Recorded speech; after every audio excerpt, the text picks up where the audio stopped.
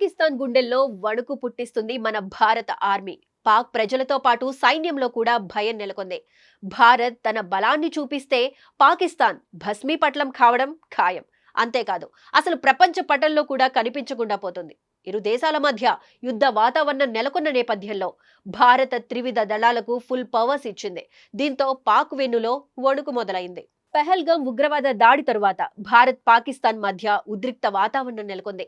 ఇరు దేశాల మధ్య ఏ క్షణంలోనైనా యుద్ధం మొదలయ్యే పరిస్థితులు కనిపిస్తున్నాయి.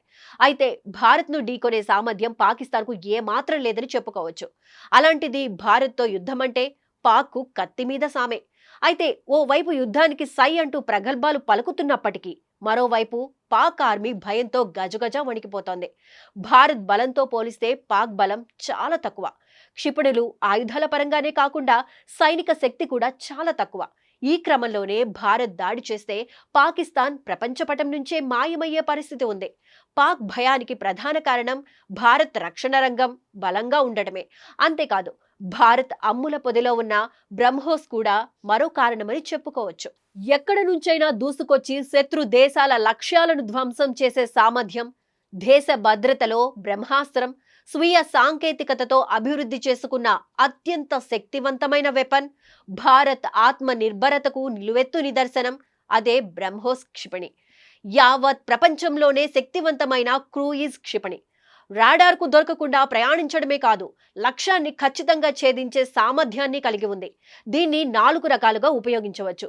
భూతలం, గగనతలం, సముద్ర తలాల నుంచే కాకుండా సముద్ర గర్భం నుంచి కూడా ఈ బ్రహ్మోస్ ను ఉపయోగించవచ్చు. అంతేకాదు, భారత్ త్రివిధ దళాలు వాడుతున్న క్షిపణి బ్రహ్మోస్ కావడం విశేషం. భారత్ కనుక పాకిస్తాన్ తో యుద్ధానికి దిగితే పాకిస్తాన్ పై బ్రహ్మోస్ క్షిపణిని వినియోగించే అవకాశం ఎక్కువగా ఉంది. ఎందుకంటే ఈ క్షిపణిని ఎక్కడి నుంచైనా వినియోగించుకోవచ్చు. అంతేకాదు, ఎంచుకున్న లక్ష్యాన్ని ఇది సులభంగా ఛేదిస్తుంది. బ్రహ్మోస్ ప్రపంచంలోనే అత్యంత వేగవంతమైన సూపర్ సోనిక్ క్రూయిజ్ క్షిపణి.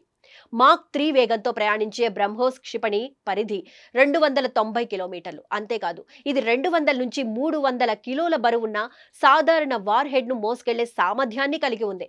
వీటిని ఎక్కువగా శత్రు దేశాల యుద్ధ ట్యాంకులను ధ్వంసం చేసేందుకు ఎక్కువగా ఉపయోగిస్తుంటారు. జమ్మూ కాశ్మీర్లోని పెహల్గాంలో పర్యాటకులపై ఉగ్రవాద దాడి ఘటన నేపథ్యంలో పాకిస్తాన్ పై భారత్ పలు కఠిన నిర్ణయాలు తీసుకుంది. సింధు నదీ జలాలను ఆపివేయడంతో పాటు దౌత్య సంబంధాలను తెంచుకుంది.